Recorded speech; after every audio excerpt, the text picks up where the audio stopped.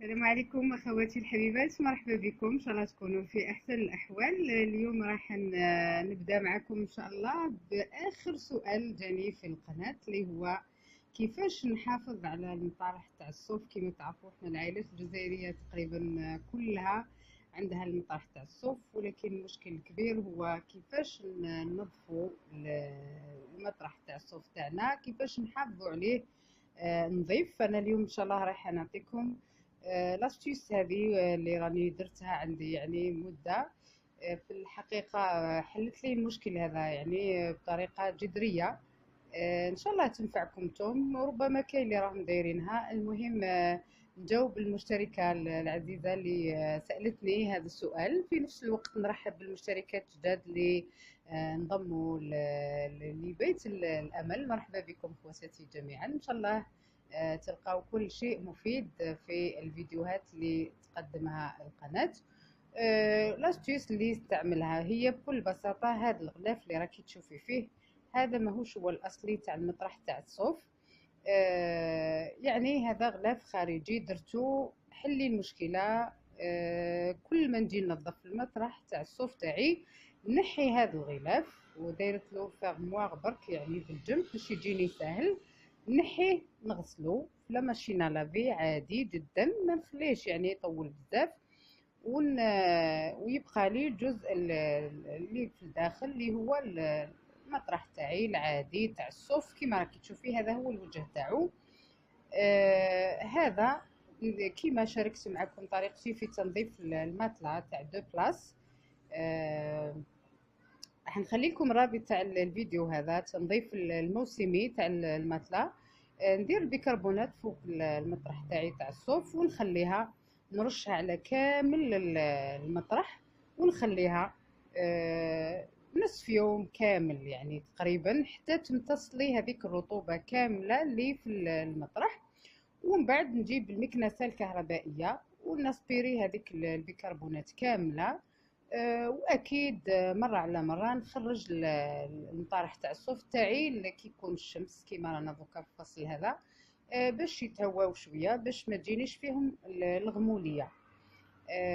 كنت قلت لكم في نفس الفيديو اللي شاركت فيه طريقة تنظيف تاع المطرح، راح نخلي لكم الرابط في صندوق الوصف تاع الماتلا تاع دو بلاس. قلت لكم بانه كيكون تاع الصوف يعني مش سهل باش تغسليه. اذا جاوك بقع ولا تحاولي تغسليه سطحي برك كيما وريت لك بنفس الطريقه تاع الماتلا تاع دو بلاس. باش ما يدخلكش الماء في الصوف كيما تعرفي ممكن يدير لك مشكله. وفي نفس الوقت قلت لكم بانه انا في المطارح تاعي درت لورك تاع الدفله. هذه استوس يعني قالوا لي عليها في هذاك الوقت مع الصوف الداخل. درت لورك تاع الدفله باش نضمن بانه ما تجينيش يعني القروشه في الصوف تاعي.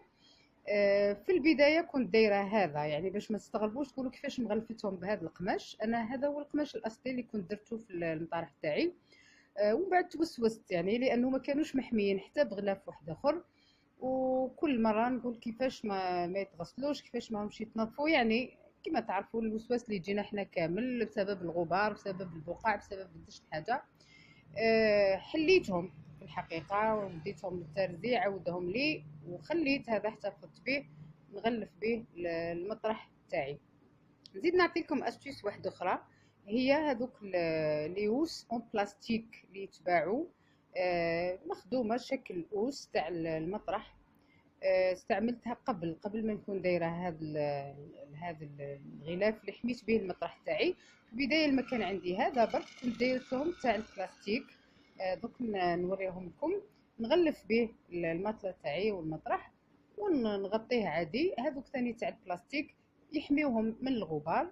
ولا حتى اذا كان عندك اطفال صغار كما تعرفي ممكن حتى يعني يتيحوا حاجه على المطرح، ولا حتى ممكن مرات. وهذه المشكله يعني احنا شويه نحشموا نذكروها، ولا هي يعني التبول لا ارادي عند الاطفال. مرات حتى ممكن طفل صغير يدير لك مشكله كيما هذه. هذوك اليوسون بلاستيك روعه يعني كحل في الحالات اللي يكون عندك لي بيبي، باش هكذا تضمني بانه حتى مع هذا تقدري ديريهم من فوق. هما في حالة ما اذا كيما قلت لك كان بلل ولا حاجه يحميو لك القماش. هذا تنحيه باش تغسليه برك، ويبقى المطرح تاعك في حالة جيدة جدا كما راكي تشوفي هنا. صدقيني يعني اختي، هذه عن تجربة شخصية مريت بها انا. الحمد لله هذو المطارح بعد ما غلفتهم يعني نظافة مضمونة 100%. نهوي فقط، ندير البيكربونات باش تاسبيريني كيما قلت لك الرطوبة، ونديرها من الجهة الأولى ونزيد نديرها حتى من الجهة السفلية.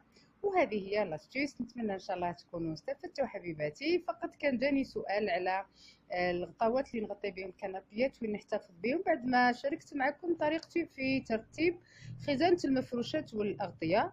انا في الحقيقه نحتفظ بهم في نفس الخزانه. قلت لكم في البلاكار نحتفظ كل يعني المفروشات والاغطيه، لكن تقدري تحتفظي بهم في هذا. اذا كان عندك الكنابي هذا اللي عندهم هذا اللي فيهم هذا الكوفر هذا اللي تقدري تخبي فيه، خبيهم هنا داخل اختي هما، ولا اي حاجه واحده اخرى تحبي تخبيها.